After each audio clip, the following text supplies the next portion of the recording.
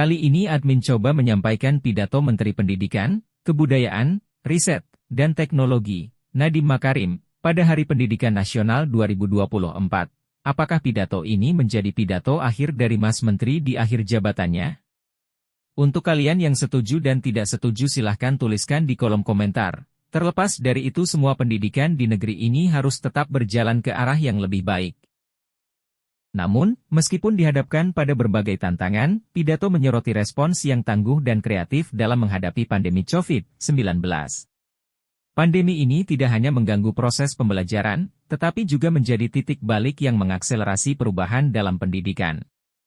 Melalui gerakan Merdeka Belajar, pendidikan Indonesia menunjukkan resiliensinya dalam mengadaptasi diri terhadap situasi yang berubah dengan cepat, membuktikan bahwa tantangan dapat diubah menjadi kesempatan untuk berinovasi. Lebih jauh, pidato menggambarkan pencapaian yang signifikan dalam memajukan pendidikan Indonesia. Dari meningkatnya semangat belajar siswa hingga keberanian guru dalam mencoba pendekatan baru, serta dukungan yang terus-menerus bagi seniman dan budayawan, Gerakan Merdeka Belajar telah memberikan dampak positif yang dapat dirasakan secara langsung dalam masyarakat.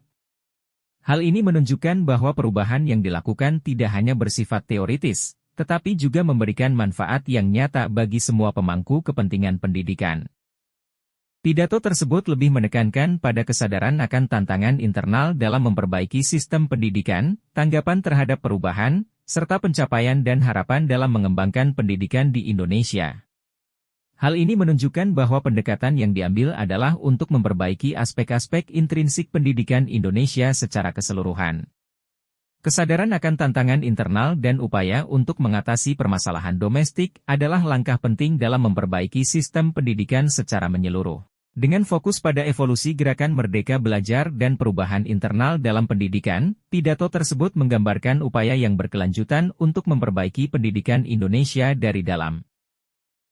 Meskipun pidato ini menandai akhir masa jabatan Nadiem Makarim sebagai menteri, pesan yang disampaikan adalah bahwa perjuangan untuk memajukan pendidikan tidak pernah berakhir. Gerakan Merdeka Belajar bukanlah tujuan akhir, tetapi merupakan langkah awal menuju perubahan yang lebih besar. Dengan menyerahkan tongkat estafet kepada semua pihak yang terlibat, Nadiem mendorong mereka untuk melanjutkan perjuangan ini sebagai gerakan yang berkelanjutan, memastikan bahwa pendidikan Indonesia terus berkembang dan menginspirasi generasi mendatang. Nadiem juga menitipkan program ini, yang bisa diartikan agar dilanjutkan pada periode presiden baru. Bagaimanapun kita semua sepakat bahwa era ganti menteri ganti kurikulum, sebaiknya kita hentikan demi kemaslahatan pendidikan Indonesia.